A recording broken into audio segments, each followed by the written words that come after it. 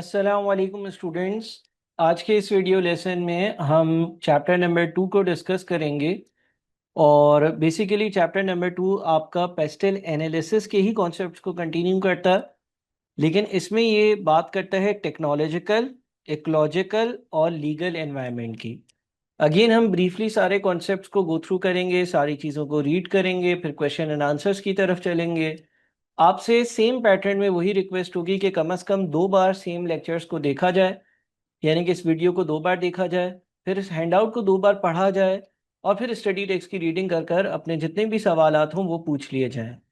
Chapter number 2 में भी हम कोशिश करेंगे कि कम से कम टाइम में कवरेज करें। चैप्टर नंबर 2 में सबसे पहले है आपके पास टेक्नोलॉजिकल डेवलपमेंट की definition. Over the years machines have replaced men for mechanical tasks. Now new and latest machines are replacing the old machines frequently. Computers have replaced men for many mental tasks and intellectual jobs.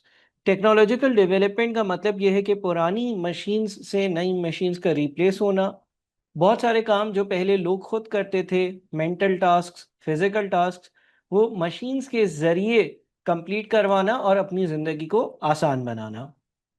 Impact of technological change on working methods. Technological change की वजह से और technology आने की वजह से working methods पर या एक बिजनेस के स्ट्रक्चर पर किस तरह के चेंजेस आए हैं। सो लिखा हुआ है technological change has led to major developments in measures such as downsizing. पहला इम्पैक्ट इसका यह है कि डाउनसाइजिंग हुई है। अब डाउनसाइजिंग क्या है? It means that business activities are conducted by a smaller number of people. जहां पर कोई काम करने के लिए 5 लोग चाहिए होते थे, अब वही काम 2 लोग भी कर सकते हैं। Many tasks performed previously by humans can now be performed by machines और कंप्यूटर। डाउनसाइजिंग का मतलब, इसका मतलब ये समझ आया कि लोगों का कम हो जाना। डी लेयरिंग, दोनों मिलती मिलती टर्म्स हैं, लेकिन दोनों का जो डेफिनेशन है दोनों की वो डिफरेंट है। It means removing one or more levels of management in the organization structure. It is made possible by high quality communication. Delayering makes middle management redundant and there is consequently downsizing. Delayering का मतलब किसी एक layer को हटा देना। Traditionally ये होता था कि आपके पास कुछ लोग होते थे जो ऑन फील्ड काम करते थे, जो ऑपरेशनल काम करते थे। मिसाल के तौर पर अकाउंट्स डिपार्टमेंट में कोई आपने 4 लोग रखे हुए हैं जो रिसीवेबल्स की डबल एंट्रीज पास करते हैं। उसके बाद एक मैनेजर रखा जाता था या 2 मैनेजर्स रखे जाते थे जो इनका काम रिव्यू करते थे।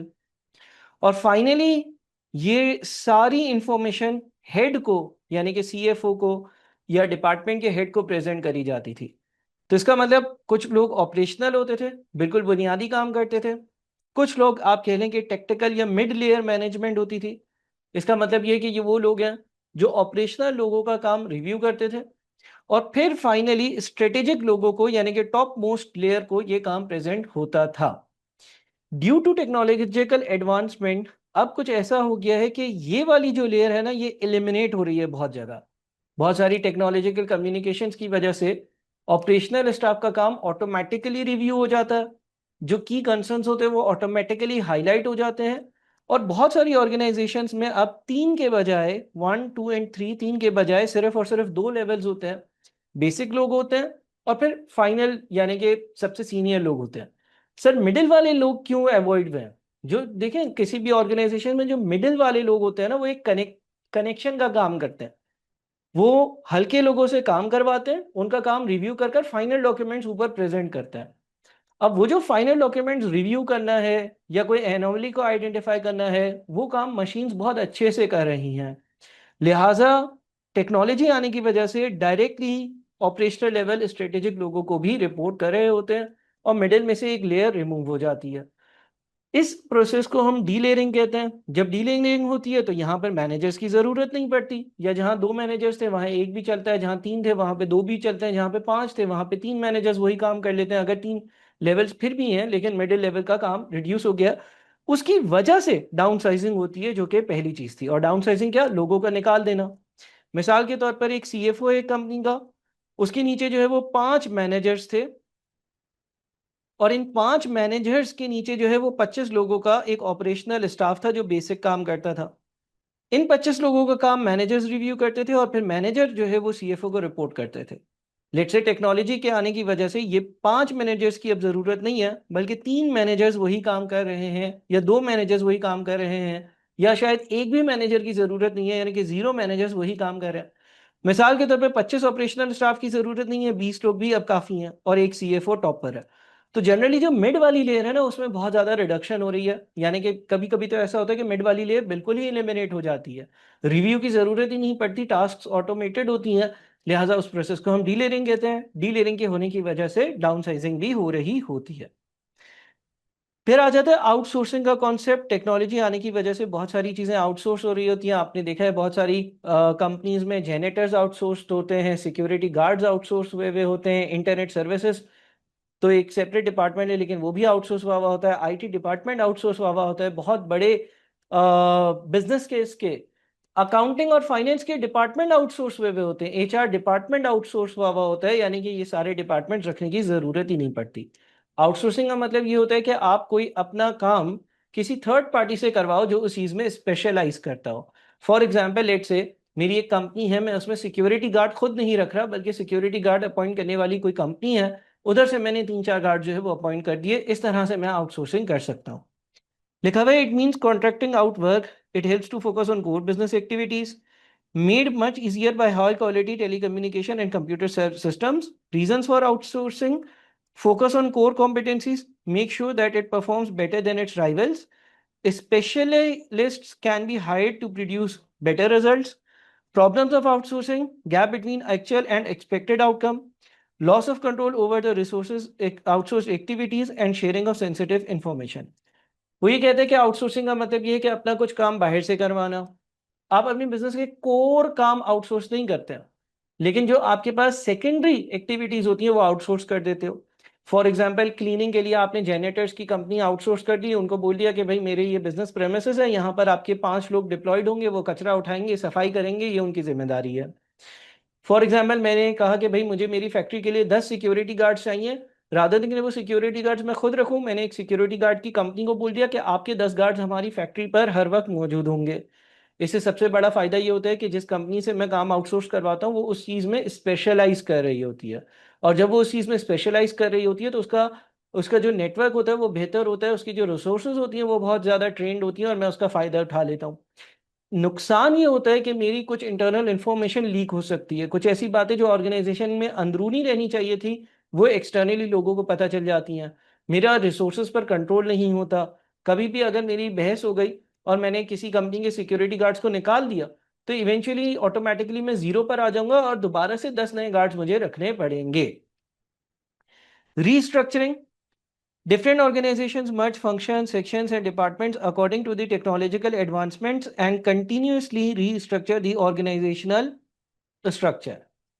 For example, real time online data availability has shifted the regional decision making into centralized decisions. Restructuring का मतलब यह है कि आपके इदारे के जो डिपार्टमेंट्स थे उनको रीस्ट्रक्चर करना, या उनके लेवल्स को चेंज करना, या उनको मर्ज कर देना, उनको कंबाइन कर देना, उनकी रिस्पॉन्सिबिलिटीज को चेंज कर देना। अब टेक्नोलॉजी की वजह से कम्युनिकेशन बहुत आसान हो गई है, टेक्नोलॉजी की वजह से डेटा ट्रांसफर करना बहुत आसान हो गया है, टेक्नोलॉजी की वजह से मुख्तलिफ कंपनीज अपने मुख्तलिफ डिपार्टमेंट्स को रीस्ट्रक्चर कर रही हैं, टेक्नोलॉजी की वजह से बहुत सारी फैसिलिटीज आ रही हैं, जिसकी वजह से कभी कभी ऐसा होता है कि डिसीजन मेकिंग सेंट्रलाइज्ड हो जाती है। टेक्नोलॉजी की वजह से ये पॉसिबल है कि कुछ डिपार्टमेंट्स को आप वर्क फ्रॉम होम कर दो। फॉर एग्जाम्पल लेट से मैं अपनी अगर एग्जाम्पल लूँ तो मैं टीचिंग करता हूँ। मैंने अपने ही घर पर एक स्टूडियो बना लिया है जिधर मैं रिकॉर्ड करता हूँ अपने लेक्चर्स, और अपनी टीम को जो है वो ड्राइव के थ्रू सेंड करता हूँ, वो उसको एडिट करते हैं, और फिर हमारा जो लर्निंग मैनेजमेंट सिस्टम है उस पर ये अपलोड हो जाता है। अब क्या ये रीस्ट्रक्चरिंग एग्जाम्पल है? जी हाँ, क्योंकि आज से 15 साल पहले शायद मैं ये इतनी फैसिलिटी सोच नहीं सकता था कि मैं अपने ही घर पे छोटा सा कोई स्टूडियो बना लूंगा और घर से वर्क फ्रॉम होम कर रहा हूँ और लेक्चर्स डिलीवर कर रहा हूँ। शायद मैं ये सोचता कि एक टीचर की जिंदगी यही है कि वो रोज सुबह इंस्टीट्यूट जाए, इंस्टीट्यूट जाकर फिजिकली क्लासेस में पढ़ाए। सो रीस्ट्रक्चरिंग का मतलब ये है कि किसी चीज का स्ट्रक्चर चेंज हो जाना। रीस्ट्रक्चरिंग, स्ट्रक्चर यानी कि एक मुजस्मा, रीस्ट्रक्चरिंग यानी कि जिस तरह का उसका स्ट्रक्चर था वो चेंज हो जाना। फॉर एग्जाम्पल अब ऐसा भी होता है कि इंस्टीट्यूट्स के बहुत सारे डिपार्टमेंट्स होते हैं, उसमें कुछ दिन वर्क फ्रॉम होम होते हैं, कुछ दिन वर्क फ्रॉम ऑफिस होते हैं। फॉर एग्जाम्पल ऐसा भी होता है कि टेक्नोलॉजी की वजह से दो से ज्यादा डिपार्टमेंट्स कंबाइन हो जाते हैं। जिस तरह से लेट से आपने आईटी डिपार्टमेंट को कंबाइन कर दिया अकाउंट्स डिपार्टमेंट के साथ, और तीन चार पांच लोग ऐसे आपने जो है वो अपॉइंट कर लिए जिनको आईटी और अकाउंट्स दोनों की नॉलेज है। आजकल मल्टीटास्किंग का जमाना है, आजकल बहुत सारे लोग जो है वो एक से ज्यादा आप समझ लें कि कैटेगरी या डिसिप्लिन ऑफ एजुकेशन में अपनी महारत हासिल रखते हैं, और बहुत सारे लोग मल्टीटास्किंग की तरफ भी जा रहे होते हैं। Virtual company, it is an organization that has no physical hub or center of operation. It is a network of individuals linked by computer and telecommunication network. Each individual might work from home. Virtual company का मतलब यह है कि कोई ऐसी company जिसकी कोई मौजूदा फिजिकल एग्जिस्टेंस ना हो। मैं खुद एक ऐसी कंपनी का हिस्सा हूं जिसका फिजिकली कोई भी ऑफिस नहीं है। उसके जितने भी मेंबर्स हैं, जितने भी डिपार्टमेंट्स हैं, वो ऑनलाइन काम करते हैं। उसके लिए मैं भी जो है वो अपने घर से काम करता हूँ। इसी तरह जो अकाउंट्स डिपार्टमेंट है, जो XYZ डिपार्टमेंट है, जितने भी डिपार्टमेंट्स हैं, जो हायरिंग का डिपार्टमेंट है, जो उधर के लोगों को हायर करता है, जो वहाँ का जो मेन प्रोडक्ट है उसको बेचता है, मार्केटिंग डिपार्टमेंट है, हर कोई अपने घर से काम कर रहा होता है। और ऐसा आजकल बिल्कुल पॉसिबल है। पहले के ज़माने में शायद लोग ये सोच भी नहीं सकते थे, और HR को, अकाउंट्स डिपार्टमेंट को, IT डिपार्टमेंट को एक जगह पर जमा होना जो है वो ज़रूरी होता था। हाँ, वर्चुअल ऑर्गेनाइजेशन की अपनी लिमिटेशंस हैं। टाइम न मैच होना, सिक्योरिटी के ऑनलाइन सिक्योरिटी ब्रीच हो जाना, या वो चैलेंजेस एक अपनी तरफ है। फायदे और नुकसान हर चीज़ के होते हैं, लेकिन वर्चुअल कंपनी का मतलब ये है कि कोई भी ऐसी कंपनी हो जिसका फिजिकली कोई ऑफिस ही ना हो। फिर आपके पास ऑनलाइन सोशल मीडिया, बिजनेसेस ना हो, digital identity, online marketing is very common now. हम सब जानते हैं कि ऑनलाइन जो सोशल मीडिया है उस पर मार्केटिंग हो रही होती है, उस पर एड्स चल रहे होते हैं। आज से 15 या 20 साल पहले न्यूज़पेपर्स बहुत कॉमन होते थे, ब्रोशर्स या पम्फलेट्स बांटे जाते थे। आप अगर मस्जिद में नमाज पढ़ने जा रहे हैं तो बाहर आपको 10 अलग अलग तरह के ब्रोशर्स मिलते थे। आपके घर पर जो है वो बाई पोस्ट कोई एडवर्टाइजमेंट का डॉक्यूमेंट आ रहा होता था। 15 से 20 साल पहले न्यूज़पेपर हर घर में कॉमन होते थे, न्यूज़पेपर में बहुत सारे एड्स आते थे। वक्त के साथ साथ चीज़ें चेंज हो गई, वक्त के साथ साथ सोशल मीडिया और डिफरेंट जो प्लेटफॉर्म्स हैं, कंपनीज अब उस पर मार्केटिंग करती हैं, डिजिटल मार्केटिंग करती हैं। आप अपने मोबाइल पर या लैपटॉप पर जब कोई डिजिटल सोशल मीडिया यूज़ कर रहे होते तो उस पर आपको उसके एड्स नज़र आते हैं। तो ये भी टेक्नोलॉजिकल डेवलपमेंट की वजह से चेंजेस नोट किए गए हैं। फिर आता है big data. Extremely large data sets are being gathered and analysed to reveal patterns, trends and preferences. These big data insights are being used to take strategic business decisions. अच्छा देखिए, technology की वजह से बिग डेटा भी एक term है, और ये एक बहुत वास्ट टर्म है, और डिटेल में कभी ना कभी आपके किसी ना किसी पेपर में ज़रूर कवर होगी या हुई होगी। बिग डेटा जो है वो एक्चुअली एक constantly high volume flow of information का नाम है। आज मैं अगर अपना मोबाइल फोन पिक करता हूं और गूगल पर एक कोई टॉपिक लिखता हूं तो मुझे उसके 1000 अलग अलग लिंक्स मिल जाएंगे। This is an example to tell you about big data. Big data का ये मतलब होता है कि बहुत सारा डेटा हमारे पास है। हमारे पास एक वेराइटी ऑफ डेटा है, उसके कुछ कैरेक्टरिस्टिक्स हैं, वो डेली बेसिस पर चेंज भी हो रहा है, उसका वॉल्यूम भी बहुत ज़्यादा है। कंपनीज इस बिग डेटा को यूज कर कर और अपने मैकेनिज्म्स जो है वो सक्सेसफुली डिजाइन कर सकती हैं। For example, let's take an example. अगर आप अपने मोबाइल फोन के करीब होकर किसी पर्टिकुलर प्रोडक्ट का नाम 10-15 बार लेंगे, फॉर एग्जाम्पल मुझे जूते खरीदने हैं, मुझे जूते खरीदने हैं, मुझे जूते खरीदने हैं, मुझे शूज चाहिए, XYZ, इस तरह की अगर बात करेंगे, तो आपके मोबाइल फोन का जो माइक है वो डेटा जमा करेगा। फिर जब आप सोशल मीडिया यूज करेंगे तो उस पर आपको उसी तरह के एड्स दिखाए जाएंगे। ये भी एक बिग डेटा की रिफाइंड फॉर्म है। सो बिग डेटा स्पेसिफिकली क्या है कि आपका जो डेटा है वो इतना ज्यादा अब आपके पास गैदर हो गया है कि आप उसको एनालाइज करते हो। कंपनीज उसको एनालाइज कर कर पैटर्न्स रिवील कर कर अपने डिस्काउंट्स ऑनलाइन प्रमोट कर सकती हैं, अपने मुख्तलिफ चीज़ें कर सकती हैं, ट्रेंड्स देख सकती हैं कि किस चीज़ का कब किस वक्त जो है वो ज़्यादा डिमांड रहती है, कब कौन से लोग क्या चीज़ ज़्यादा यूज़ करते हैं। इस टर्म को हम बिग डेटा कहते हैं। Artificial intelligence, different business segments are using artificial intelligence. Examples, online assistance to the customers is being provided through artificial intelligence. AI, AI, AI. Artificial intelligence, artificial intelligence, artificial intelligence. आप लोगों ने बहुत नाम सुना होगा। हर जगह ये artificial intelligence जो नाम है वो बहुत ज़्यादा कॉमन है। artificial intelligence के ज़रिए, एआई के जरिए कंपनीज बहुत सारे अपने जो काम पहले मैन्युअली होते थे वो कर रही हैं। For example, customer support services जो है उसके एआई बॉट्स आ गए हैं। आप कोई कंप्लेन वहां पे लिखते हैं तो एआई खुद ही आंसर कर देता है, और वो बहुत ज़्यादा एक्यूरेसी से कर रहा होता है। इसी तरह से आप में से बहुत सारे लोगों ने बहुत सारे आर्टिफिशियल इंटेलिजेंस के टूल्स ऑनलाइन इस्तेमाल किए होंगे। सो ये भी टेक्नोलॉजिकल डेवलपमेंट का हिस्सा है। डिस्ट्रप्टिव टेक्नोलॉजी की डेफिनेशन आती है, it is an innovation that significantly alters the way customers, industries और बिजनेसेस ऑपरेट। कोई ऐसी इनोवेशन जिसकी वजह से सिग्निफिकेंटली कस्टमर, इंडस्ट्रीज या बिजनेसेस जिस तरह से ऑपरेट करते थे उनके ऑपरेशंस का तरीका सिग्निफिकेंटली डिफरेंट हो जाए। जैसे वो ऑपरेट किया करते थे उसमें एक बहुत ही वाजे, बहुत ही बड़ा, बहुत ही ह्यूज, बहुत ही सिग्निफिकेंट चेंज आपको नजर आए। Examples of disruptive technology include e-commerce, online news websites, ride-sharing apps, GPS systems. Companies that fail to account for the effects of disruptive technology may find themselves losing market share to competitors that have discovered ways to integrate the technology. Disruptive technology की दो examples क्या हो सकती हैं? Ride sharing apps और online education. Online education. देखिए, disruptive technology कोई भी ऐसी टेक्नोलॉजी है जिसकी वजह से सिग्निफिकेंटली आपके काम करने का तरीका चेंज हो रहा हो। अब इसको यूं समझें, क्या आज से 15 या 20 साल पहले अगर मुझे एक जगह से दूसरी जगह किसी पब्लिक ट्रांसपोर्ट से ट्रैवल करना हो, फॉर एग्जांपल टैक्सी चाहिए, रिक्शा चाहिए, तो मैं मोबाइल यूज नहीं करता था, मैं रोड पर जाता था और मैं रोड पर जाकर इशारा करता था किसी चलती हुई टैक्सी को, टैक्सी, और वो टैक्सी रुकती थी और उसके साथ फिर फेयर उधर ही बातचीत करके डिसाइड होता था और फिर जो है वो हम अपनी मर्जी की तरफ रवाना होते थे, यानी कि सारा काम मैनुअली होता था। आजकल के दौर में ऐसा नहीं है। आपके पास एप्लीकेशंस होती हैं, मोबाइल पर आप एप्लीकेशन पर जाते हो, वहां पर आप अपनी डेस्टिनेशन डालते हो, pickup point, drop of point डालते हो, एक फेयर एस्टिमेटेड डालते हो या फिर डिसाइड होता है, और फिर वो कैब आपके पास आपकी लोकेशन पर आ जाती है। ये डिस्ट्रप्टिव टेक्नोलॉजी इसलिए है क्योंकि ये जो टैक्सी सर्विस या पब्लिक ट्रांसपोर्ट का एक सेक्टर था वो सिग्निफिकेंटली इसकी वजह से चेंज हो गया। इसी तरह से ऑनलाइन एजुकेशन है।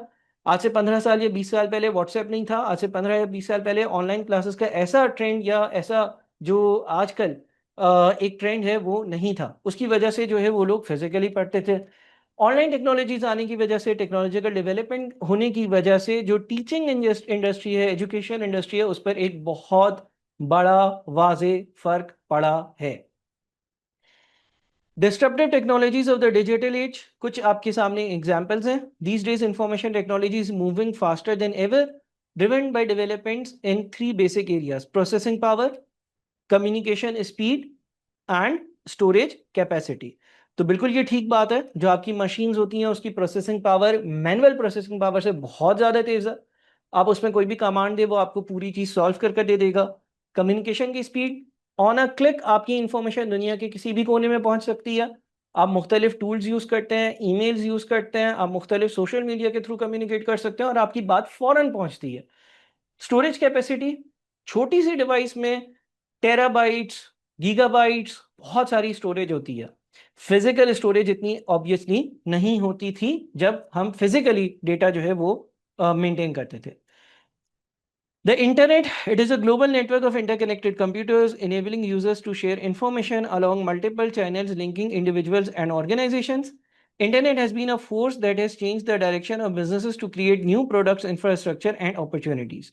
इंटरनेट की ऐसी टर्म है जिसको मुझे शायद एक्सप्लेन करने की ज़रूरत नहीं है, आप सब जानते हैं इंटरनेट क्या है। ई बिजनेस यानी कि electronic business, E business has grown dramatically over past few years. Old businesses are also trying to modify the model and create online channels for alternative sales. E-commerce is a substitute for physical outlets. जितने भी physical आपके businesses होते हैं अब वो hybrid model पर चले गए, यानी कि साथ साथ उनकी ऑनलाइन प्रेजेंस जरूर होती है। अगर कोई बड़ा ब्रांड है तो उसने अपना ऑनलाइन एक ई बिजनेस क्रिएट जरूर किया हुआ होता है। फिजिकल चाहे उसकी लोकेशन हो ना हो, लेकिन उसका एक ई बिजनेस जो है वो जरूर होता है। आप ऑनलाइन जाकर ऑर्डर कर सकते हैं, वो चीज़ आपके घर पर डिलीवर हो जाती है। इसको हम आसान लफ्जों में ई बिजनेस कहते हैं। एम कॉमर्स यानी कि mobile commerce. Today's digital smartphones provide a range of applications including email, internet access, in addition to voice communication. M-commerce, commerce conducted via mobile or cell phones provides consumers with an electronic wallet.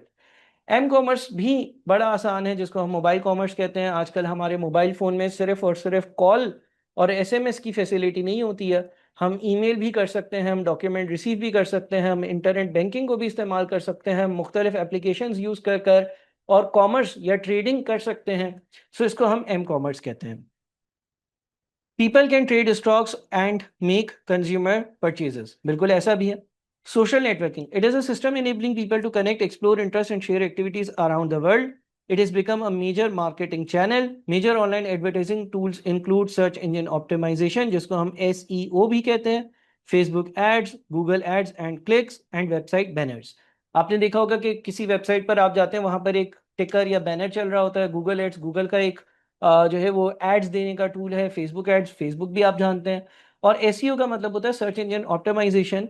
आप अपने search engine को, Google को, Yahoo को या Bing को, इस तरह से कुछ लोग आपसे फीस चार्ज कर एसईओ कर देते हैं, यानी कि आपकी वेबसाइट ऊपर नजर आती है, हाई रैंक नजर आती है। सो ये सारी चीजें वही हैं जो आपके मेरे ख्याल में इर्द गिर्द घूमती रहती हैं, और शायद इसमें कोई ज्यादा डिटेल्ड आपको डेफिनेशन को भी समझाने की जरूरत नहीं होगी। वीलॉग्स एंड वीलॉग्स, बहुत सारे लोगों के वीलॉगर्स फेवरेट होते हैं। वीलॉग्स और वीलॉग्स भी आजकल के ज़माने की बात है। मुझे नहीं लगता कि इसमें कोई ऐसा उठकर आएगा, एक स्टूडेंट बोलेगा कि सर वीलॉग का तो मुझे पता ही नहीं है क्या है। वीडियो लॉग्स को वीलॉग कहते हैं। A vlog is a web-based journal or log maintained by an individual with regular entries of commentary, description or accounts of events or other material such as graphics और videos. देखिए, we log से पहले B log आए थे। लोग अपनी website बनाते थे, वहां पर वो आर्टिकल्स लिखते थे, वहां पर अपने इंटरेस्ट के हिसाब से कोई तस्वीरें डालते थे और लोग आकर उसको देखते थे। लेकिन फिर कैमरे कॉमन हुए, वीडियो कैप्चरिंग कॉमन हुई, हर कोई अब आते जाते जो है वो वीडियो बना सकता है, तो आ गए वी लॉग्स और आ गए वी लॉगर्स। वीलॉग्स और वीडियो वेबलॉग्स, यानी कि वही चीज है जो पहले लिखी हुई होती थी, और उसका एक जमाना था, एक छोटा सा पीरियड ऐसा गुजरा था कि 3-4 साल वीलॉग्स कॉमन थे, जहां पर आप लोगों की वेबसाइट पर जाते थे और वो चीजें टाइप करके लिखी हुई होती थी। अब वही चीज वीडियो फॉर्म में आ गई है, उसको हम वीडियो पे वेब ब्लॉग्स कहते हैं। All that is needed is access to a digital camera that could capture moving images and high speed internet. Many businesses use vlogs and vlogs to promote their products. This is done with the help of social media influencers. Social media influencers को पैसे दिए जाते हैं, उनको बोला जाता है कि मेरे पर्टिकुलर प्रोडक्ट की मार्केटिंग करो। ब्लॉकचेन टेक्नोलॉजी, अब ये आप में से बहुत सारे लोगों ने हो सकता है किसी अपने पिछले पेपर में पढ़ा हो। ब्लॉकचेन टेक्नोलॉजी की बहुत ज़्यादा डिटेल हमारे पास नहीं है, हमें ऊपर ऊपर से एक चीज़ समझनी है कि व्हाट इज़ ब्लॉकचेन टेक्नोलॉजी, लेकिन उसकी डिटेल में कोई जाने की खास ज़रूरत नहीं। लिखा हुआ है, block is a digital record that contains a group of transactions, data और information. The chain refers to a continuous sequence of transaction, data और information that are linked together. देखिए, आप इसको यूं समझ लें कि एक जंजीर बनी हुई हो, एक ब्लॉक है, उससे दूसरा ब्लॉक कनेक्टेड है, उससे तीसरा ब्लॉक कनेक्टेड है। ये आपके पास ब्लॉक्स हैं जिसमें इंफॉर्मेशन पड़ी हुई है, और साथ में कुछ चेन्स बनाई है मैंने दो, जो इनको कनेक्ट करती हैं। अगर कोई ट्रांजेक्शन चल रही है, फॉर एग्जाम्पल ए ने बी को कोई चीज बेची, फिर बी ने सी को कोई चीज बेच दी, और फिर सी ने डी को कोई चीज बेच दी, तो ब्लॉकचेन टेक्नोलॉजी में ये सारी इंफॉर्मेशन ना सिर्फ इंक्रिप्टेड होती है, बल्कि जैसे ही यहां पर कोई ट्रांजेक्शन होती है तो उसकी वजह से ऑटोमेटिक अलर्ट्स हर जगह जाते हैं, और वो सारी इंफॉर्मेशन जो है वो एक चेन में कनेक्टेड होती है जो अपडेट होती रहती है। Blockchain is a decentralized distributed ledger that records transactions in a secure, transparent and tamper-proof manner. बहुत सारे लोगों को ब्लॉकचेन टेक्नोलॉजी पे मैं समझता हूँ कि खुद भी रिसर्च करनी चाहिए और उसको थोड़ा सा समझना चाहिए। बहरहाल इस पेपर के लिए ये बहुत ज़्यादा ज़रूरी नहीं है, आपको एक बेसिक अंडरस्टैंडिंग होनी चाहिए कि ब्लॉकचेन टेक्नोलॉजी में किस तरह से डेटा रिकॉर्डेड होता है। Here simple way to understand it, आसान तरीका इसको समझने के लिए, imagine a notebook shared with many people. एक नोटबुक है, एक किताब है, और वो लेट से 3 लोगों के बीच में है। Every time something happens like a transaction, मिसाल के तौर पर कोई एक किताब है और 3 लोगों के पास है, कोई एक ट्रांजेक्शन हुई, it gets written as a new page और ब्लॉक। तो वो एक नए पेज पर उसको लिख दिया गया। Each page is link to the previous one forming a chain. हर पेज जो है वो पिछले पेज से कनेक्टेड है। Everyone has a copy of this notebook, so if someone tries to change a page, others will notice. होता यह है कि ब्लॉकचेन टेक्नोलॉजी में फ्रॉड करना या उसको ब्रेक करना इसलिए मुश्किल होता है क्योंकि एक जगह पर अगर कोई चेंज होता है तो उसकी वजह से पिछले सारे लोग अलर्ट हो जाते हैं। यानी कि इसने वहां यहाँ पे एक एग्जांपल दिया, आप समझ लें कि एक नोटबुक एक किताब है, और उस किताब की 3 कॉपियां हैं। उसके एक पेज को आप एक ब्लॉक समझ लें, उधर एक ट्रांजेक्शन हुई, दूसरा पेज उससे कनेक्टेड होता है जिस तरह से स्पाइरल बुक हो, और वहां पर वो अगर चीज अपडेट हुई तो उनकी तीनों जो नोटबुक्स के फोटो कॉपीज हैं या कॉपीज हैं वो तीनों अपडेट होंगी। अच्छा, इसको इससे ज्यादा समझने की खास जरूरत नहीं है ब्लॉकचेन को। ब्लॉकचेन एक कॉम्प्लेक्स टॉपिक है, शायद आप में से बहुत सारे लोगों ने पहले किसी पेपर में ये पढ़ा हुआ हो डिटेल में। थोड़ी सी इस पर रिसर्च जरूर करिएगा। फीचर्स क्या है? Decentralization, no single entity controls the data, information और ट्रांजैक्शन। हर किसी के पास अपनी अपनी कॉपी है, जो तीनों कॉपीज उस टेक्नोलॉजी के जरिए अपडेट होगी। एक बंदा दूसरे की कॉपी में इंटरफेयर नहीं कर सकता। Transparency, transactions are visible to every participant and verifiable by every participant. हर पार्टिसिपेंट उस ट्रांजैक्शन के रिकॉर्ड को देख सकता है। वो अपने लॉगिन पर जाए, ए ने बी को ट्रांजैक्शन की थी, बी ने सी को करी थी, तो वो ए और बी और सी तीनों के पास विजिबल है। Security data is encrypted and cannot be altered by anyone once approved. Immutability, once block is added, it cannot be changed. Smart contracts, automated agreements that execute when conditions are met. यानी कि आपने कुछ उसमें programming कर दी कि XYZ condition meet हो तो कोई कॉन्ट्रैक्ट जो है वो एग्जीक्यूट हो जाए, कोई बात जो है वो हो जाए। चलें जी, एप्लीकेशंस ऑफ ब्लॉकचेन टेक्नोलॉजी कहाँ काम आता है? क्रिप्टो करेंसीज में काम आता है। क्रिप्टो करेंसी का नाम आपने सुना होगा। डिजिटल पेमेंट्स जो हम लोग करते हैं उसमें काम आता है। Blockchain is the backbone of digital currencies like bitcoin. It allows people to send money directly to each other, peer to peer. No need for banks and lower fees and faster transaction. Blockchain technology की वजह से जो intermediary है वो eliminate हो रहा। यानी कि ए ने बी से ट्रांजेक्शन करनी है, पहले जमाने में ऐसा होता था कि ए भी बैंक जाएगा और बी जो है उसको अगर पैसे विड्रॉ करने वो भी बैंक जाएगा। लेकिन आजकल आपने देखा है कि भाई आप अपने मोबाइल से किसी को भी घर बैठे किसी और मोबाइल पर पैसे ट्रांसफर कर देते हो। Banking and finance, making transaction secure and transparent, reducing fraud, allowing instant और फास्टर सेटलमेंट्स। क्विक हो गई हैं चीजें ऑनलाइन होने की वजह से, ब्लॉकचेन के इस्तेमाल की वजह से। फिजिकली डॉक्यूमेंट्स का एक जगह से दूसरा जगह जाना जो है वो रिड्यूस हो गया है, लिहाजा कम टाइम लगता है। एजुकेशन एंड ट्रेनिंग में कैसे यूजफुल है? Degrees and certificates are stored securely. Digital जो आपके सर्टिफिकेट्स है उसका कॉन्सेप्ट आ रहा है, यानी कि जो फिजिकली कॉन्सेप्ट पहले मौजूद होते थे वो अब कम हो रहे हैं। इसकी एक अच्छी एग्जांपल शेयर मार्केट है। पहले फिजिकली आप किसी कंपनी के शेयर्स खरीदते थे तो एक डॉक्यूमेंट आपको मिलता था, अब सारे के सारे रिकॉर्ड सीडीसी में इलेक्ट्रॉनिकली मौजूद होता है। इसकी एक और एग्जांपल है पाकिस्तान में एनआईसी, जो आजकल फिजिकल बन रहे हैं।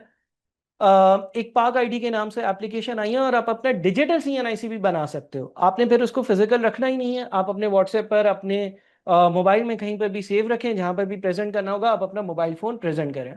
और मैं समझता हूँ 15-20 सालों में, अब ये अभी अभी आया है, 15-20 सालों में तो मुझे लगता है कि जो हमारे पास एक आईडी कार्ड हमारे पास कॉपी हार्ड कॉपी में होता है उसकी शायद नीड ही खत्म हो जाएगी, वो चीज़ भी डिजिटली ही प्रेजेंट होगी। Cannot be forged or altered. Employees can easily check authenticity. Supply chain method management, track products from origin to delivery, prevents fake और counterfeit orders। यानी कि जो डिलीवरी कंपनीज होती हैं वो अपने ऑर्डर की ट्रैकिंग आसानी से कर सकती हैं। हेल्थ केयर में क्या फायदा है? Securing patient records, giving patients control over the data and tracking medicine to prevent fake drugs. किस तरह से पेशेंट्स के पास कंट्रोल होता है? आप उनको लिमिटेड एक्सेस प्रोवाइड करते हो, लिमिटेड एक जो है वो आप उनको एक्सेस देते हो कि भाई आप अपने रिकॉर्ड जो है वो ऑनलाइन इधर आकर देख सकते हैं। Government use national ID systems, ये जिसकी मैंने बात करी, आप पाक आईडी के नाम से एक एप्लीकेशन है, उधर जाइएगा, आपका आईडी कार्ड जो है वो डिजिटल आईडी कार्ड भी बन सकता है। इसको ज़रा सर्च करिएगा और बना लीजिएगा, अगर कहीं ज़रूरत पड़ेगी तो वो डिजिटली जो है वो गवर्नमेंट से वेरीफाइड ठीक ओरिजिनल निकलेगा, उसको हम कहेंगे ओरिजिनल डिजिटल आईडी कार्ड। इसको ज़रा ज़रूर देखिएगा। Secure voting systems, accounting and audit, providing real-time financial records, enabling automated audits, reducing fraud risk and improving accuracy in financial reporting। अच्छा, ब्लॉकचेन के ऊपर जैसे कि मैंने कहा कि बहुत ज़्यादा डिटेल में जाने की ज़रूरत नहीं है। जब हम इसके क्वेश्चंस को देखेंगे तो हम देख लेंगे कि किस तरह के क्वेश्चंस आते हैं और इंशाल्लाह ताला उधर ही उनको सॉल्व कर रहे होंगे। Effects of disruption in major industries, effects of disruption in major industries, यानी कि किस तरह से बड़ी बड़ी जो इंडस्ट्रीज हैं उसमें क्या चेंज आया है। Technology and internet based companies are accelerating the pace of disruption at an alarming rate. Textile industry Pakistan में बहुत कॉमन है, इस पर क्या चेंजेस आए? Technological changes promote the automation of clothing production, production automate हो गई है। The skills management and training need of the organizations are also affected. पहले जिस तरह के स्किल्स मैनेजमेंट में लोग चाहिए होते थे, आज डिफरेंट तरह के लोग चाहिए। आज वो चाहिए जो टेक्नोलॉजी को एडॉप्ट कर सकें, समझते हों और चलाना जानते हैं। Labour productivity have been increase and manufacturing cost have been reduced. जाहिर है मशीन्स की मदद से लेबर्स से जो काम लिया जाता था, मशीन्स की सपोर्ट से उनसे ज़्यादा यूनिट्स ऑफ आउटपुट जनरेट किए जा सकते हैं। design cutting and market making can be handled with the use of the most modern equipment. Sportswear and the dry fit revolution of Nike ये एक और example है. Many prominent athletic wear companies have created fabrics and technologies that improve overall comfort of athletes. Technology के लिए advance कपड़े तैयार किए जा रहे हैं जिसमें चिप्स इंस्टॉल्ड होती हैं, वो आपके बॉडी टेम्परेचर को मेंटेन करती हैं. वो जो कपड़ा होता है वो जब आपका टेम्परेचर एक सर्टेन टेम्परेचर से बढ़ जाता है तो उसमें कूलिंग इम्पैक्ट डालती हैं. जब आपका टेम्परेचर कम हो रहा होता है तो उसमें वार्मिंग इम्पैक्ट डालते हैं. Development of moisture-wicking fabrics in the early 2000s marked a major shift in sportswear. These microfiber polyester materials were engineered to draw moisture away from the skin to the outer layer of the fabric where it could evaporate more quickly. So इसी की example है. इसी तरह से solar and renewable energy में क्या? Recent past has shown that solar power has become more common. EV cars, solar power, ये सारी भी चीजें क्या है? Technological advancement है. It is expected that solar power will become more common in coming years. जिस तरह से पेट्रोल महंगा हो रहा है, जिस तरह से ईवी कार्स कॉमन हो रही हैं, मोटरसाइकिल्स कॉमन हो रही हैं, लोग सोलर पैनल लगा रहे हैं, लोग अपनी एनर्जी खुद प्रोड्यूस कर रहे हैं, लोग इलेक्ट्रिसिटी कंपनीज पर रिलाई नहीं कर रहे हैं, तो ये भी टेक्नोलॉजिकल एडवांसमेंट की ही एक एग्जाम्पल है. इंटरनेट ऑफ थिंग्स, इसको हम IoT कहते हैं शॉर्ट में, and operations of power generation. Internet of Things describes physical objects with sensors, processing abilities, software, and other technologies that connect and exchange data with other devices and systems over the internet or other communication networks. The advent of smart meters and IoT connected power appliances has enabled consumers to track and monitor their energy consumption and save money in energy bills. Once connected with IoT, the system can perform effective load balancing, load flow analysis, identify fault transformers and alert the nearby maintenance team for quick response. अब IoT क्या है? IoT का full form internet of things है. नई जो devices आ रही हैं, let's say मैं एक एग्जांपल ले लेता हूं. मेरे घर में एक फ्रिज यूज हो रहा है, उसमें IoT टेक्नोलॉजी है, तो उस फ्रिज को हम अपने मोबाइल से कंट्रोल कर सकते हैं. मैं अगर चाहूं तो मैं उसका टेम्परेचर कम कर सकता हूं, टेम्परेचर बढ़ा सकता हूं.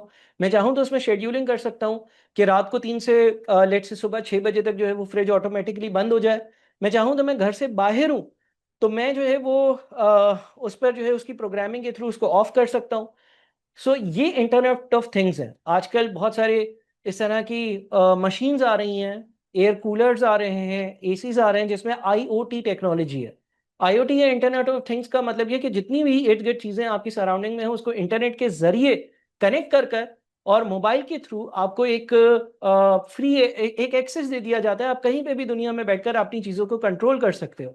आप अपने कैमरे को यूज कर सकते हो, कंट्रोल कर सकते हो, आप घर की लाइट्स को ऑन ऑफ कर सकते हो, पंखों को ऑन ऑफ कर सकते हो, आप अपने चार्जर को करंट देने के लिए जो है वो अपने मोबाइल से बैठे बैठे एक जो है वो बटन पर ऑन ऑफ कर सकते हो. तो ये चीज़ें कॉमन हो रही हैं.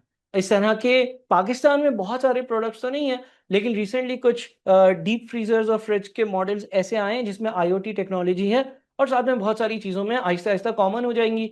आप अपने मोबाइल पर ही बैठकर शायद हो सकता है कि आज से 15 साल बाद अपने रूम की पंखा खोलना है, बंद करना है, लाइट ऑन करनी है, ऑफ करनी है, सारा कुछ मोबाइल पर कर रहे हो. इसको हम IoT कहते हैं, इंटरनेट ऑफ थिंग्स, चीज़ों में इंटरनेट आ जाना. इंटरनेट के जरिए वो चीज़ें कनेक्टेड होती हैं. वाईफाई ऑब्वियसली आपको चाहिए होता है और आपका मोबाइल भी वाईफाई से कनेक्टेड होता है, तो सारी चीज़ें जो है वो आप मैनेज कर रहे होते हो. Education technologies enable students of some of the poorest and most remote communities to access the world's best library, instructors, and courses. Online education has not only replaced the physical classroom in some cases, but it is also challenging the entire education system as it exists today. Education sector में बहुत बड़ा impact है. मैं आपको online पढ़ा रहा हूँ, आप घर पर बैठ के पढ़ रहे हो. आई डोंट नो कि आप किस रिमोट इलाके में बैठ के पढ़ रहे हो, लेकिन ये सिर्फ और सिर्फ ऑनलाइन इंटरनेट की वजह से, टेक्नोलॉजिकल चेंजेस की वजह से ही पॉसिबल रहा है. Retail and e-commerce trend of online shopping is visible in every household. Retail space is losing ground to online shopping in a big way, with large malls and stores being consistently forced to reduce the number of locations. Definite सी बात है कि online जो buying and selling है, मुख्तलिफ platforms है, वो बहुत common हो गए हैं. घर के लिए आप जो है वो राशन, ग्रोसरी ऑनलाइन मंगवा सकते हो, चिकन ऑनलाइन मंगवा सकते हो, बीफ ऑनलाइन मंगवा सकते हो, ब्रेड ऑनलाइन मंगवा सकते हो, दूध ऑनलाइन मंगवा सकते हो, पानी ऑनलाइन मंगवा सकते हो. आप क्लिक्स पर सारी चीज़ें ले आए. इसकी वजह से जो फिजिकल आउटलेट्स हैं उनकी जो डिमांड है वो रिड्यूस हो गई है. Electronic media, paid streaming services have taken away the consumers from the advertising based business model. of our normal cable TV channels to a greater extent. Electronic media के जरिए अगेन सोशल मीडिया पर जो है मुख्तलिफ campaigns लोग चलाते हैं. Banking, fintech यानी कि financial technology and virtual banking are the future with physical banks playing a much limited or reduced role. Fintech facilities and money transfer, investment management, personal finance and banking. Using fintech, one can send and receive money via mobiles. Fintech बहुत common हो गया है. Physically शायद आज से कुछ कुछ ऐसे बैंक्स भी हैं जिनका कोई फिजिकल एग्जिस्टेंस नहीं है और वो सिर्फ वर्चुअली एग्जिस्ट करते हैं. आप घर पे बैठकर अपने एनआईसी के थ्रू अपने फिंगरप्रिंट को स्कैन कर कर, फेस को स्कैन कर कर अपना अकाउंट बनाते हो. घर पर बैठकर ही आप पैसे ट्रांसफर कर सकते हो. पहले ऐसा नहीं होता था. हर ट्रांजैक्शन के लिए, हर बात के लिए आपको बैंक जाना पड़ता था. Automobile and transport sector, a huge amount of disruption in the automotive industry is seen as EV, यानी कि electric vehicles, ride hailing and self-driving cars take off. Technology of Tesla is so innovative that it's keep changing through software updates. नई नई गाड़ियां आ रही हैं, EV आ रही हैं, fuel efficient आ रही हैं. उसका इंजन जो है वो इलेक्ट्रॉनिक होता है. आप चार्ज करते हैं, आप चला सकते हैं. राइड एप्लीकेशंस आ गई हैं. बहुत सारी ऐसी गाड़ियां टेस्ला की हैं जिसमें सॉफ्टवेयर के थ्रू गाड़ियां अपडेट हो रही होती हैं. यानी कि वो इंटरनेट के थ्रू जो है वो सॉफ्टवेयर में अपडेट्स कर रहे होते हैं. जिस तरह से हमारे घर पर हम जो माइक्रोसॉफ्ट ऑफिस चलाते हैं, माइक्रोसॉफ्ट वर्ड चलाते हैं, वो खुद ही अपडेट हो जाती है इंटरनेट से कनेक्ट होकर. तो इस तरह से भी चीज़ें आ रही हैं. Use of technology in car trading with online portals. People can shift through tens of thousands of cars listed for sale across Pakistan and look at pictures and they decide which one they want to investigate further. Car trading portals आ गए हैं, property portals आ गए हैं, online trading हो जाती है. अब आ जाते हैं दूसरे सेक्शन पे जो कि इकोलॉजिकल या एनवायरमेंटल फैक्टर्स. इकोलॉजिकल और environmental factors are the natural and environmental conditions that affect how a business operates. की ecological factors affecting businesses include, यानी कि एनवायरमेंटल फैक्टर्स क्या हैं? Pollution levels. पोल्यूशन लेवल्स, अगर पोल्यूशन ज़्यादा होगा वो लोगों के लिए भी नुकसानदेह है और शायद आपके बिजनेस के लिए भी नुकसानदेह है. और हो सकता है कि पोल्यूशन लेवल्स की वजह से गवर्नमेंट की कोई रेगुलेशंस हो जो आपने फॉलो करनी है. Air pollution, water pollution, noise pollution, and soil pollution levels vary significantly across regions, and in highly polluted countries, businesses may face several challenges. These include increased operating costs due to installation of pollution control equipment such as air filters and water purification systems, regulatory restrictions on production processes, and health concerns for both the employees and customers. यानी कि वो ये कहते हैं air pollution, water pollution, noise pollution, ये सारी चीज़ों को कंट्रोल करने के लिए हो सकता है कि आप पे कोई रेगुलेशन अप्लाई हो रही हो गवर्नमेंट की तरफ से. क्या आपकी जो नेगेटिव या हार्मफुल फ्यूम्स हैं वो जो प्रोड्यूस हो रहे हैं उसको लोअर करने के लिए आप चिमनी इंस्टॉल करें, आप कोई डिवाइस इंस्टॉल करें, आप कोई रेगुलेटर इंस्टॉल करें. फिर आप पे फाइन्स लग सकते हैं अगर आप जो है वो उन चीज़ों को ओबे ना करें. These challenges may also bring some opportunities for some other businesses, such as the development and marketing of pollution control products and services, such as air purifiers or sustainable construction materials and water filtration systems. Businesses can position their offerings as environmentally safe to attract eco-conscious customers. देखिए, पहले point में वो कहता है कि businesses को जो है वो air pollution, noise pollution, water pollution, जब से इसकी अवेयरनेस आई है तो इसको कंट्रोल करने के लिए गवर्नमेंट की तरफ से रेगुलेशंस जो है उसको सामना करना पड़ सकता है और एक कॉस्ट लगेगी जाहिर है पोल्यूशन को कंट्रोल करने के लिए. सेकंड, वो कहता है कि इससे बिजनेसेस अपनी अपॉर्चुनिटीज भी ढूंढ सकते हैं. वो प्रोडक्ट्स जो वाटर फिल्ट्रेशन प्लांट में चाहिए, वो प्रोडक्ट जो चिमनी बन रही है जिससे एयर पोल्यूशन कंट्रोलर है, वो प्रोडक्ट रिड्यूस करना शुरू कर दें. अपनी जो प्रोडक्ट्स है उस पर ये मेंशन करना शुरू कर दें कि ये हम जो प्रोडक्ट बना रहे हैं ये इन्वायरमेंट के लिए हार्मफुल नहीं है.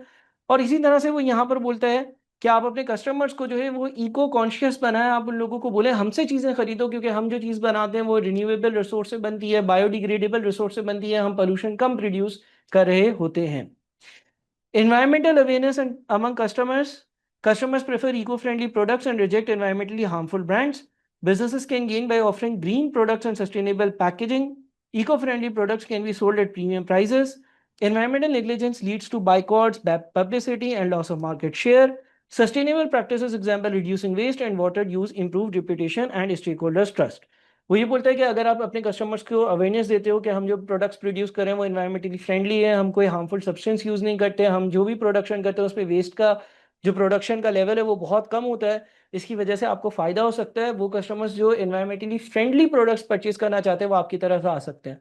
साथ में यहाँ पर ये लिखा हुआ है कि अगर आपने अपने कस्टमर्स के लिए जो प्रोडक्ट्स परचेज प्रोड्यूस करे उसके वक्त आपने पोल्यूशन का ख्याल नहीं रखा और आप इन सारे फैक्टर्स को इग्नोर करते चले तो हो सकता है कि एक बैड मार्केटिंग, एक बैड पब्लिसिटी क्रिएट हो जाए, कस्टमर्स नेगेटिव कैंपेन चला दें आपकी कंपनी के अगेंस्ट और वो आपके लिए लॉन्ग टर्म में हार्मफुल हो सकता है. Environmental laws. Governments enforce environmental laws to control pollution, and businesses must comply to avoid fines, legal action, or expansion restrictions. These regulations ensure companies operate responsibly and reduce environmental harm.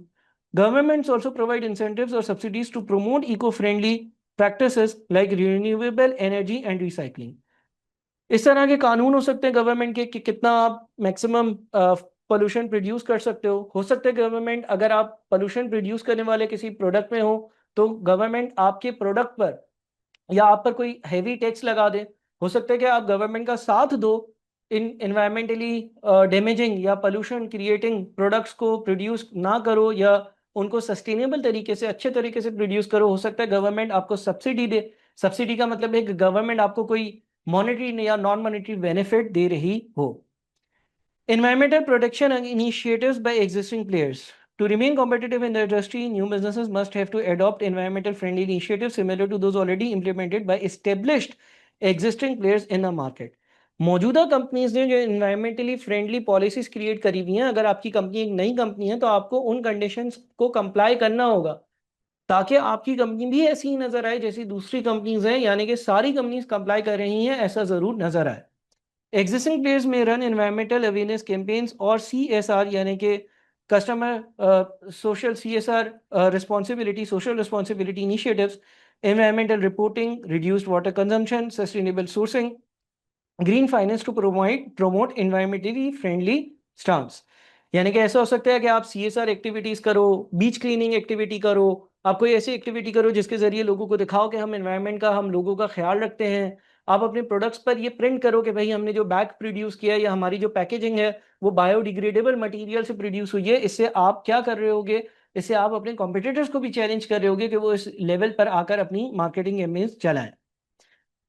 अब आ जाते हैं एक और aspect पर, legal. हमने तीन चीजें discuss करनी थी, टेक्नोलॉजिकल, इकोलॉजिकल और अब लीगल। लीगल में क्या है? Legal environment affecting business, legal system of a country and the laws that regulate the business are really important. बहुत सारे ऐसे लॉज होते हैं जो बिजनेस के लिए इंपॉर्टेंट होते हैं। Business organization has to abide by all the law and regulations applicable in the area where it is operating. Business organizations को हर उस कानून को और हर उस रेगुलेशन को फॉलो करना चाहिए जो वहां पर चल रहा है। डिफरेंट टाइप्स ऑफ लॉस क्या हो सकते हैं? कंपनी लॉ हो सकता है। Company has to comply with the company law applicable in the country where it intends to operate.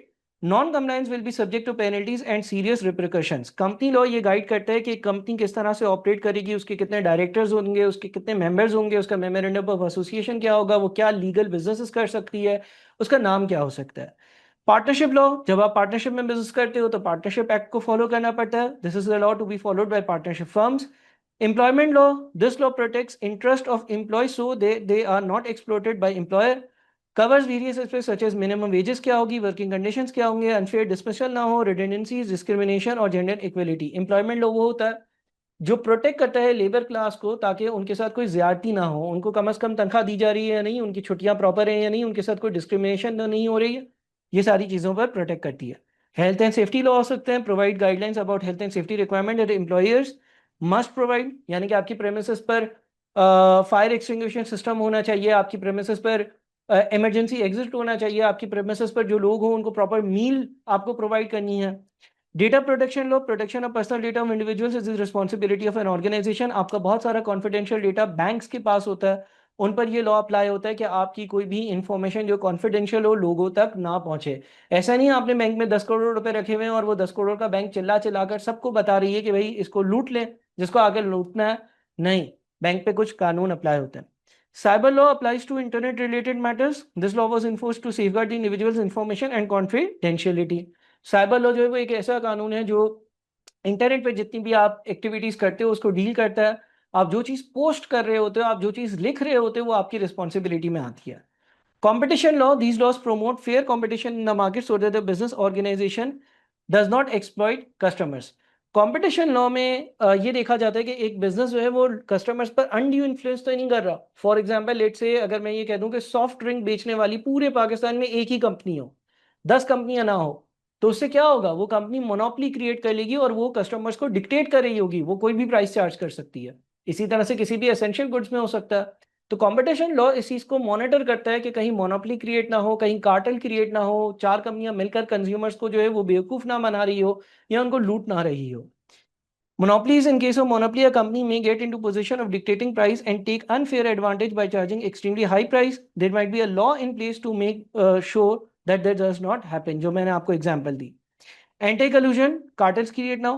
Collusion occurs when multiple organizations agree to perform certain act which is against public interest. There might be a law in place to make sure that it does not happen. For example, कोई particular product है और वो चार companies बनाती हैं. Let's say cellular companies हैं जो mobile phone services देती हैं, कॉलिंग सर्विसेज देती हैं, मैसेजिंग सर्विसेज देती हैं। चारों कंपनी मिलकर ये बोलते हैं कि भाई हम लोग जो है वो लेट से एक फोन कॉल जो है वो 1,000 रुपए की कल से कर देंगे और एक एसएमएस 500 रुपए का कर देंगे। तो ऐसा होता क्यों नहीं है? अगर ये तीनों कंपनीज मिल जाए कर दें तो हम तो मजबूर हो जाएंगे, हम तो इंटरनेट, हम तो कॉल्स, हम तो मैसेजेस इतना ज्यादा यूज करते हैं। उसके कानून बने हुए होते हैं कि ऐसा नहीं कर सकती कंपनीज। हो सकता है किसी एक रिमोट मुल्क में ऐसा हो कि कोई कानून ना बना हो और वहां पे लोग एक्सप्लॉइट हो रहे हो। Price control, government may intervene to control the prices, government intervene कर सकती है। कंज्यूमर प्रोटेक्शन रेगुलेशंस हो सकती हैं, sale of goods legislation, such legislation helps make sales contract easier by specifying what must be stated in the contract at minimum, such as title to goods, description of goods and quality. यानी कि जब आप goods sale करते हो तो एक contract होता है, एक एग्रीमेंट होता है, वो बाइंडिंग होता है, उसका एक कानून होता है। अगर कोई मुकर जाए तो क्या होगा, अगर किस तरह से लीगल प्रोसीडिंग्स होंगी। Copyright, patents and licence, these are in place to prevent theft of intellectual property, जिसको हम शॉर्ट में आईपी कहते हैं। Copyright safeguards original creation such as writing, art and music from being copied. Patent is a registered right that gives the owner exclusive right to feature and process of inventions. License is a permission to carry out certain business activities or practices under a specific government regulations or certification body. In short तीनों का मोरलेस ये मतलब है कि आपको आपकी intellectual property जो आपने डेवलप करी है वो प्रोटेक्ट हो। आपने कोई एक आइडिया बनाया तो वो आइडिया आपका हो, आप रजिस्टर करवा लें। अगर आपने वो आइडिया रजिस्टर करवा दिया तो वो आपकी आईपी इंटेलेक्चुअल प्रॉपर्टी कहलाएगी। आपके दिमाग में कोई आइडिया आया, कोई बिजनेस प्लान आया, आपने उसको 10 लोगों को बता दिया, वो कॉपी कर लेंगे और वो हो सकता है आपसे आगे पहुंच जाए। तो आप सबसे पहले उसको रजिस्टर करवा लेते हैं। इसके भी कानून हो सकते हैं। Banking, insurance and other financial laws हो सकते हैं। बैंकिंग सेक्टर कैसे चलेगा, बैंकिंग बिजनेसेस कैसे करेंगे, फाइनेंशियल इंस्टीट्यूशंस बैंक्स के जैसे ही इंस्टीट्यूट्स होते हैं जो फाइनेंशियल ट्रांजेक्शन्स कर रहे होते हैं लोगों से, म्यूचुअल फंड्स होते हैं, ये सब किस तरह से रेगुलेट होंगे। Banking laws play a vital role in maintaining the stability of a country's banking system. These laws regulate banking and non-banking financial institutions that serve as intermediaries between lenders and borrowers. Banks में क्या होता है, कुछ लोग bank में पैसे deposit करते हैं, कुछ लोग बैंक से पैसे बोरो करते हैं।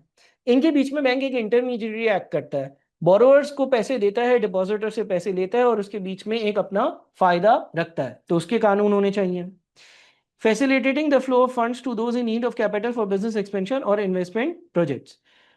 Businesses must also consider the prevailing insurance laws of a country before commencing its operation, as these laws protect them against potential losses arising from unforeseen events such as fire, theft, accidents or natural disaster. यानी कि कभी भी आप business करोगे तो ये भी देखोगे कि उधर लोकेलिटी में इंश्योरेंस के क्या कानून है। इंश्योरेंस के जो कानून होंगे उससे आपको ये पता चलेगा कि अगर आपकी फैक्ट्री में आग लग जाए, कोई वाकया हो जाए तो क्या आपको कुछ पैसे मिलेंगे या नहीं। अदर फाइनेंशियल लॉस भी हो सकते हैं, may include regulations related to prevention of money laundering, terrorist financing, foreign exchange regulations to monitor the international payment remittances and currency conversions. ये कानून भी आपको देखने होंगे कि अगर लेट से आप किसी मुल्क पे इन्वेस्ट कर रहे हो, वहां से पैसे डिविडेंड के फॉर्म में आप अपनी कंट्री लेकर आ भी सकते हो या नहीं। वहां पर मनी लॉन्ड्रिंग के क्या एक्ट्स हैं, वहां पर फॉरेन टेररिस्ट फाइनेंसिंग का कोई एक्ट हो सकता है, उसमें तो आप नहीं पड़ जाओगे। अब कितने इजीली उस कंट्री से काम कर सकते हो। Legal environment and ease of doing business. Economic activity requires sensible legal system that encourages growth and avoid creating distortions in the marketplace. जाहिर सी बात है, आप जहां पे भी बिजनेस करना चाहोगे, आप चाहोगे कि आप पीस ऑफ माइंड से बिजनेस करो जहां पर ग्रोथ हो सके। World Bank ease of doing business index, it assesses business regulations across countries. A high ease of doing business ranking means that the regulatory environment in such a country is more conducive to the start and operating of local business. ये एक index है, एक number है जो countries को rank करता है कि कहां पर बिजनेस करना आसान है। Ranking is based on following indicators: starting a business, getting credit, construction permit, getting electricity, registering property, protecting minority interest, resolving insolvency, enforcing contracts, trading across borders and paying tax. World bank का ये जो index है ये बताता है कि कौन से मुल्क में काम करना आसान है। ये इंडेक्स बहुत सारे फैक्टर्स पर बिल्ड हुआ होता है, जिस तरह से वहाँ पर कितनी गुर्बत है, वहाँ का टैक्स रेट क्या है, वहाँ पर जो बिजली है वो आराम से मिल सकेगी या नहीं, वहाँ पर कोई कंस्ट्रक्शन करवानी होगी तो आसानी से मिल सकेगी या नहीं, वहाँ पर लेबर आराम से अवेलेबल होगा या नहीं, वहाँ पर अगर किसी कॉन्ट्रैक्ट में डिस्प्यूट हो जाए जिस पार्टी के साथ कॉन्ट्रैक्ट है तो वो उसकी इन्फोर्सेबिलिटी यानी कि लीगल लॉ क्या कहता है, या वहाँ पर कानून है और कानून अप्लाई होता भी है या नहीं।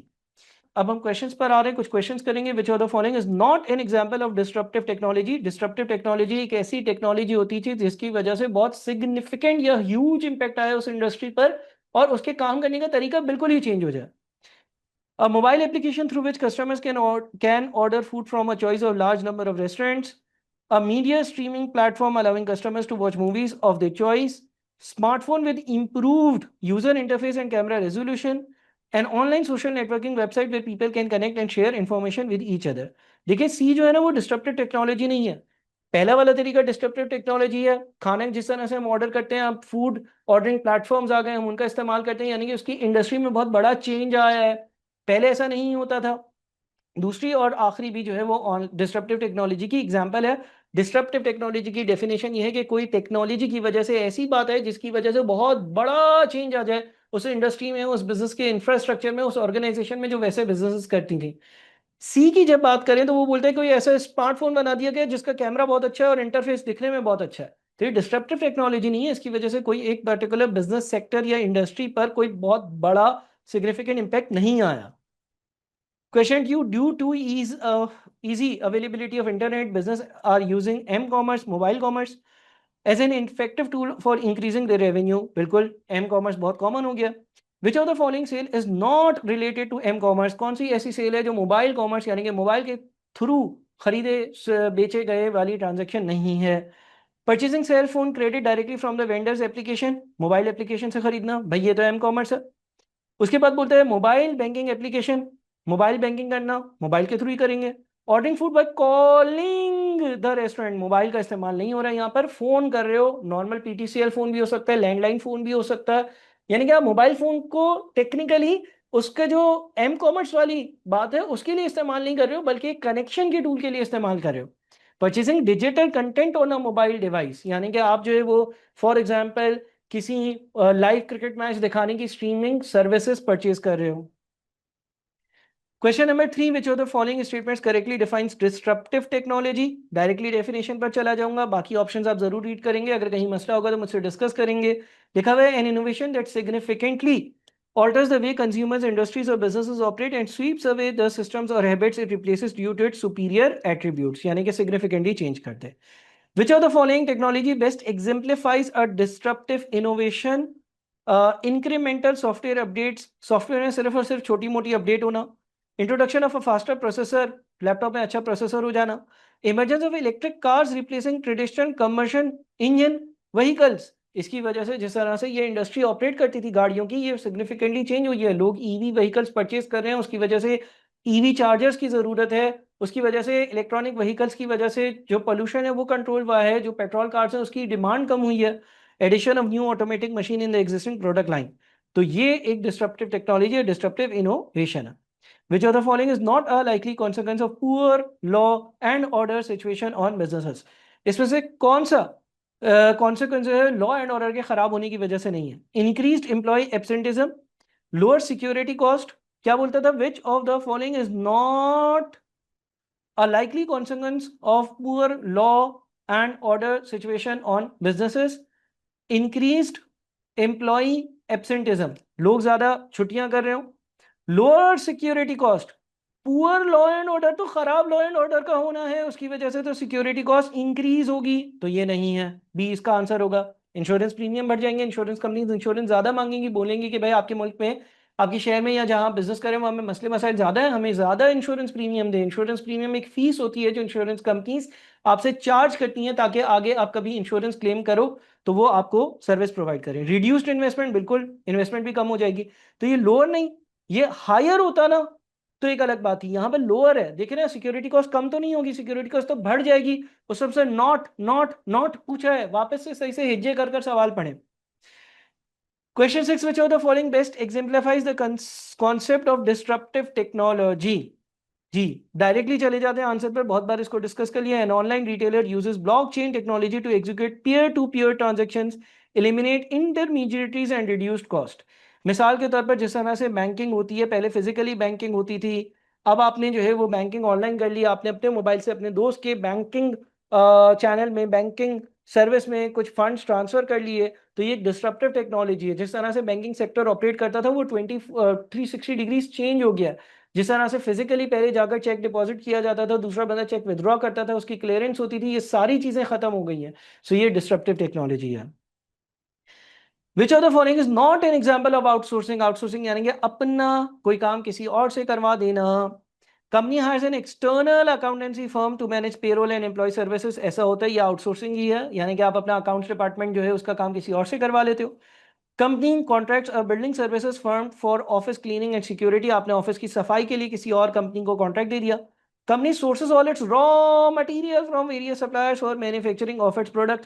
सर ये तो एक रूटीन सी बात है कि हम अगर मैन्युफैक्चरिंग कंपनी है तो हम रॉ मटेरियल सप्लायर से ही खरीदते हैं, या आउटसोर्सिंग थोड़ी है। आउटसोर्सिंग में तो एक आपका जो टास्क, जो प्राइमरी टास्क नहीं था, जो बिजनेस का मेन काम नहीं था, वो किसी और से आप करवा रहे होते, वो होता है। Company gives the task of supporting its IT systems to an IT specialist firm. So C सही आंसर है। Traditional taxi services loses 35% of its customers within 18 months after the launch of an app-based ride-hailing competitor. This situation is an example of technological disruption. यानी कि वही taxi वाली example जो मैंने शुरू में दी थी, तो बिल्कुल ऐसा ही हुआ है कि जो राइड एप्स हैं वो आने की वजह से जिस तरह से टैक्सीज को पहले बुलाया जाता था वो सिग्निफिकेंटली चेंज हुआ है। चलिए जी, एक लॉन्ग क्वेश्चन है। Fab Tabs FT designs assembles packages and distributes high end tablets. FT is known for its unique design and recognizes it as their core product offering. Due to recent surge in demand, FT is facing challenges in meeting customer orders in a timely manner without compromising on product quality. FT is considering outsourcing some of its activities to meet the demand. Outsourcing का सवाल है, outsourcing समझाएं क्या है, reasons बताएं कि हमें क्यों आउटसोर्सिंग करनी चाहिए।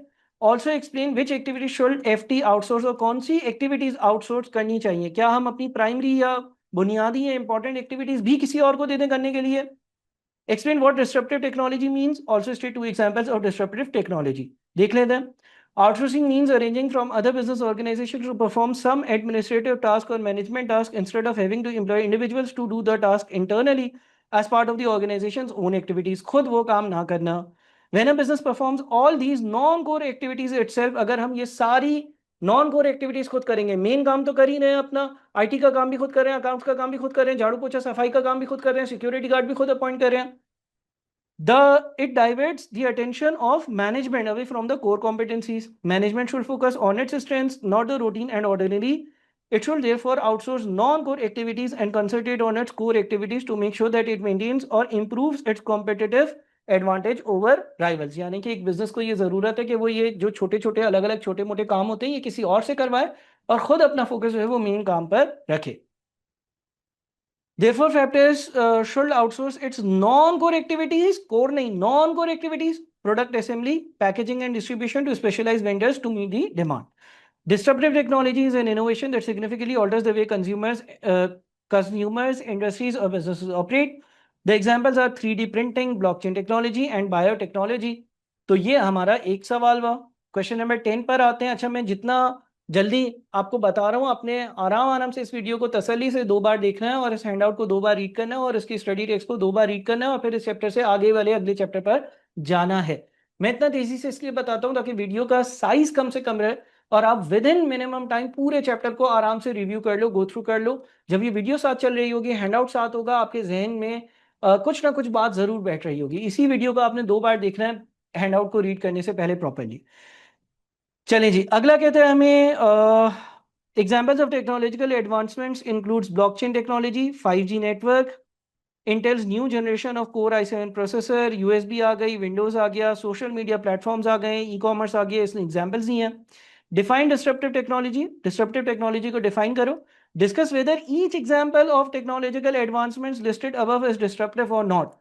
यानी कि ये पहली एग्जाम्पल है, ये दूसरी है, ये तीसरी है, ये चौथी है, सॉरी ये चौथी है, ये पांचवी है, ये छठी है और ये सातवीं है। इसमें से कौन सी डिस्ट्रप्टिव टेक्नोलॉजी है? लेकिन टेक्नोलॉजी सारी चीजें हैं। डिस्ट्रप्टिव टेक्नोलॉजी वो होती है जिसकी वजह से जो कोर बिजनेस था किसी भी पर्टिकुलर इंडस्ट्री का, उसके करने का तरीका बहुत ज्यादा सिग्निफिकेंटली चेंज हो गया हो। आंसर कहता है डेफिनेशन में, disruptive technologies an innovation that significantly alters the way consumers, industries और businesses operate. A disruptive technology sweeps away the systems or habit it replaces because it has attributes that are recognizably superior. फिर blockchain पर आ जाते हैं। Disruptive technology है, blockchain की वजह से बहुत ज्यादा फायदा हुआ है। ब्लॉकचेन की वजह से सिक्योर डेटा इंक्रिप्टेड रहता है, सिक्योर रहता है। अगर कोई चेंज कहीं पर होता है तो दूसरी जगह पर भी वो रिफ्लेक्ट होता है।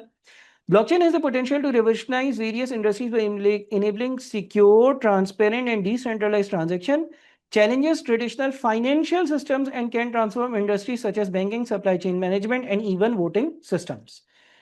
5G network भी disruptive technology है। क्यों? 5G network is considered disruptive because it dramatically increases speed and reduces latency, enabling new technologies like autonomous vehicles and IoT. देखिए, अगर 5G नेटवर्क नहीं होता तो इंटरनेट ऑफ थिंग्स वाली चीज जो है वो कॉमन नहीं होती। 5G नेटवर्क यानी कि एक हाई स्पीड इंटरनेट की जरूरत होती है आपको बहुत सारे काम करने के लिए। आज अगर मैं जूम के थ्रू ये कोई मीटिंग रिकॉर्ड कर रहा हूँ या आप लोगों के लिए लेक्चर बना रहा हूँ तो मुझे एक अच्छे इंटरनेट की जरूरत है उसको अपलोड करने के लिए। अगर हमारे पास आज भी वही बाबा दादा नाना अबू या अब्बा वाले टाइम का इंटरनेट मौजूद होता तो ये लेक्चर, ये जो फाइल जीबीज में बन रही है, ये शायद अपलोड भी नहीं होती। तो ये डिस्ट्रप्टिव टेक्नोलॉजी है, इसकी वजह से जो बिजनेस करने का तौर तरीका है वो सिग्निफिकेंटली चेंज हुआ है। It also transforms industries by supporting new business models and applications. Additionally, it requires substantial changes to existing infrastructure, driving a shift in telecommunication and related sectors. Intel's new generation of i7 core processor, ठीक है वो speed तेज करेगा, लेकिन उसकी वजह से काम करने के नौयत या तरीके चेंज नहीं हुए। हाँ, उसने चीजें चेंज कर दी, तेज कर दी, नॉन डिस्ट्रप्टिव है। The Intel I-Core processor represents incremental improvements in processing power and efficiency. While they enhance performance, they do enhance performance. Performance अच्छी करता है. They do not fundamentally change the market or disrupt the existing business model. लेकिन fundamentally किसी industry के काम करने के तरीके को बहुत ज्यादा चेंज नहीं कर देता। USB drive, non-disruptive, higher capacity USB drives offer greater storage solutions but do not disrupt the existing market. They provide incremental improvements in data storage without changing how storage solutions are fundamentally used. USB drive का अच्छा आ जाना, बड़ी size का आ जाना जिसमें ज्यादा storage हो जाए, नॉन डिस्ट्रप्टिव है, टेक्नोलॉजी है, फायदा देती है, ज्यादा डेटा स्टोर कर सकते हैं। लेकिन क्या तौर तरीके चेंज हुए?